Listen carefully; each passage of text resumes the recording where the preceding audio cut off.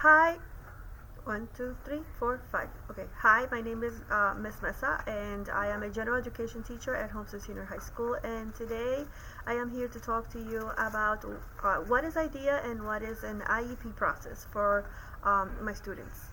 Basically, I first want to begin to talk about what free and appropriate public education, FAPE, is all about. It basically allows students to receive free and appropriate public education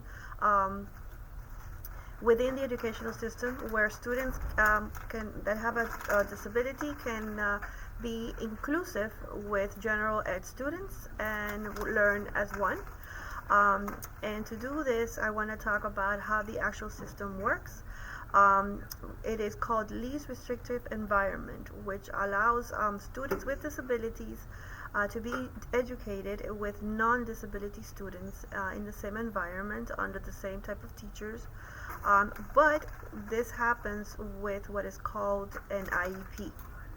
And to get into an IEP, which is an individual educational plan, that's what it stands for, it basically, there is a process, and the process begins with a referral process from the general ed teacher. In this process, the teacher, based on observations and based on documentation, goes up to the school administrators and basically, and the ESC, and basically, they talk about what are the needs of the student in the general ed classroom. It is a process that is done by including the parents, the teachers, the school. It's a writing process where everybody comes together to discuss the needs, the individual needs of a student.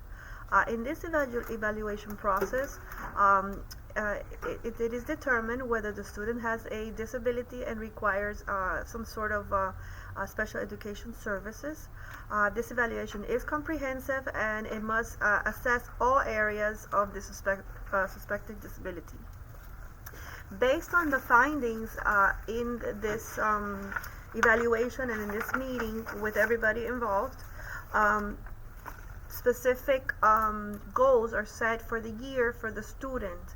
And after this whole process goes on for a whole year, based on what was determined that would be beneficial to the students, then there's an annual review at the end, an IEP review, which is done at least once a year for every student within the IEP plan. In this review, basically what is looked at is if there's any changes that need to be made, if the student is still on track to meet the goals that were initially placed for the student to meet. Depending on what the input is, again, from the teachers, the ESC teacher, the parent, the observation, the admins, everybody that's involved, including the school principal, based on what the findings are of the observations, and again, more documentation, then changes, if they're needed, they're done. If not, it stays the same. Now, throughout this whole process, let's talk about the safe procedural safeguards that are in place. Basically, there's legal protection provided to the parents and the students. These protections include the right to notice in meetings, the right to consent. The school and the teachers cannot do anything without a parental consent. And also the decisions. Everybody has to be involved and on board. All of this is documented. All the decisions are done, and the parents have the right to appeal any decisions and the right to access educational records.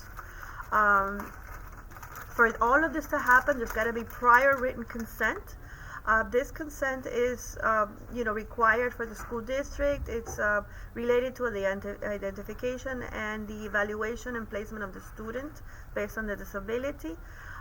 Everything is, there's a track record for everything. And on top of that, there's also the related services that perhaps a student needs, and are added to this IEP.